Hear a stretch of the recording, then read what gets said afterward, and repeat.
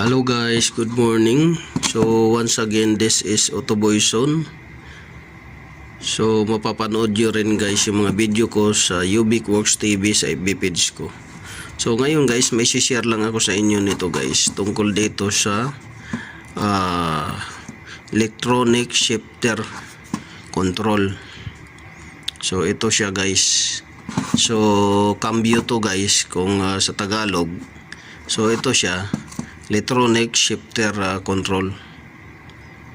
So yung iba naka-integrated na guys yung control module, yung iba nakahiwalay. So ito siya guys, yung control module nito guys, itong control module nito, mayroon dalawang control module to siya guys. Ito siya, shifter lang to siya na mayroon siyang electronic na module dito. May secondary pa to guys na shifter control module. So isi-share ko lang sa inyo guys na isang dahilan kung bakit hindi o ayaw mag-start yung makina itong ano na to, dahil kung ang shifter control module ninyo guys or sira na, ang binabasa lang niya ay laging naka-drive mode. So kahit anong lagay nyo sa park, kung shifter control module nyo ay failure na, naka-drive mode siya, hindi aandar yan at maglalabas siya ng code na shifter not in park. Ganyan yung code niya, description. Minsan sa dashboard, sa cluster, maglalabas yan. So titingnan ninyo kung may message sa cluster na shifter not in park, at saka titingnan ninyo kung may scanner kayo na may description code siya doon sa DTC na shifter not in park. So possible yan guys, may failure yung shifter control module nyo or electronic shifter control module. So yung iba, dalawa ang ginagamit na controller nya. May module at saka may isa pang integrated na circuit na nakalagay dito. So tatanggalin natin dito guys, papakita ko sa inyo. So ito yung guys, yan. So may microchip yan siya guys dyan. Yan, controller din yan siya guys ng shifter. So bakit sinasabi kong controller? Pagka nilagay nyo guys yan sa park, magsisend yan ng message doon sa module nya na primary. Ito secondary na to guys. Yung primary talaga niya guys, yung control module na shifter control module. Ito secondary na to siya, controller. So pagka nilagay nyo to guys sa park, magsisend siya ng message doon sa park, ay sa controller, sa isang controller, control module. Magsisend siya doon. Pag nilagay mo sa reverse, magsisend siya doon, at saka doon sa hanggang sa drive, magsisend siya doon. Tapos pag send niya doon, diretso naman siya mag-send doon sa BCM at saka sa ECM, dahil magbibigay siya doon ng torque sa makina sa ECM, at saka sa BCM magbibigay naman siya ng message doon sa cluster module.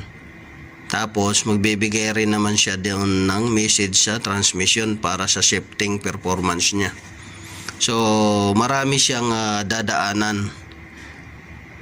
Kumbaga marami siyang branches na dadaanan na magsisend siya ng message. Send siya ng message sa ECM para sa makina, sa torque, sa load.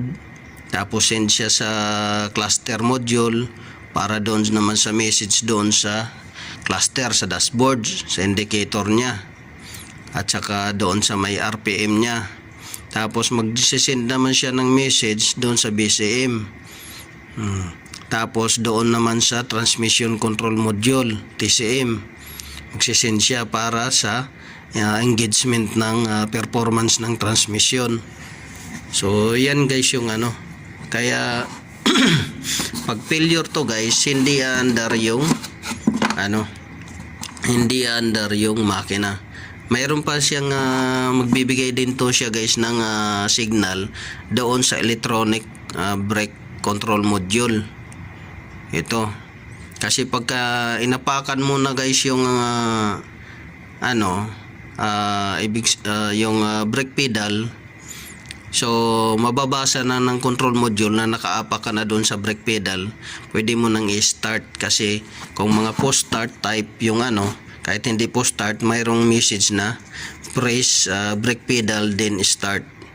So yan yung so pagka ito sira, hindi siya andar, hindi mag-start yung makina o sasakyan. Hindi rin mag-start yung makina o sasakyan kung yung brake pedal sensor or yung electronic brake control module ay may failure sa system niya.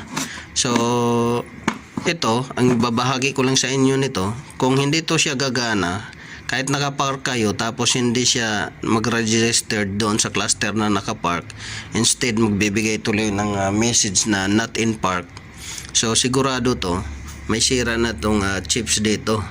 Ibig sabihin hindi niya binabasa na nakapark na siya, pero ang sinisin pa rin niya not in park.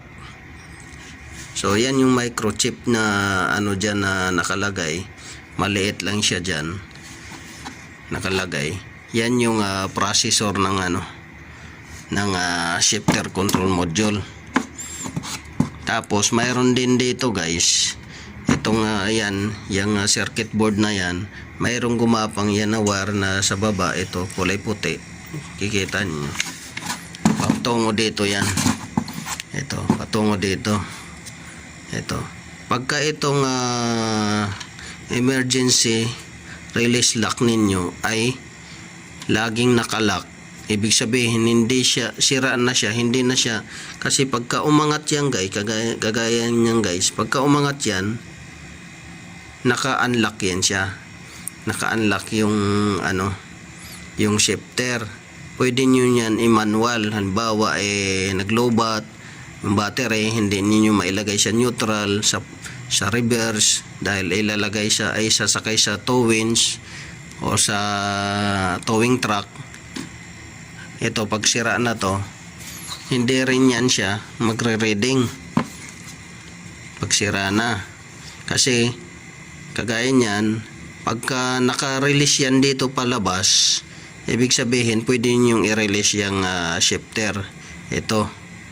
Pero pagka naka-release na yan ganyan, tapos ang basa pa rin niya dito, naka-engage, may sira na yung na yan dyan. Dito. May sira na yung sender niya. So yun lang guys.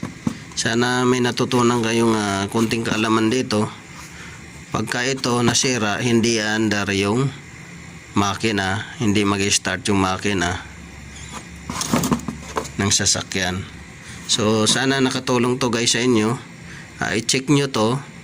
Unang mapapansin nyo to guys, sa cluster may message. Tapos pagka sinalangan nyo guys ng scanner, may message din siya. So ito yung una nyong sisilipin. Silipin nyo to, i-check nyo to. Tapos kasi minsan nabubuhusan niya ng kape dito, o kaya kung ano ng mga may corrosion, i-check nyo yan. O kaya may lumuwag lang yung connector. So sisilipin nyo yan bago kayo pumunta sa ilalim ng transmission, doon sa harness niya. Mamaya nalusong sa baha, pinasok, kaya hindi nagsisend ng tamang accurate message o reading. So yun lang guys. Sana nakatulong to guys sa inyo. Once again, this is Otoboyson. Kung bago pa lang kayo guys sa YouTube channel ko, paki-like, share, subscribe my YouTube channel kung nagustuhan nyo yung topic natin. At saka pakipollow, share, like na rin ang FB page ko, Ubic Works TV. So, good morning.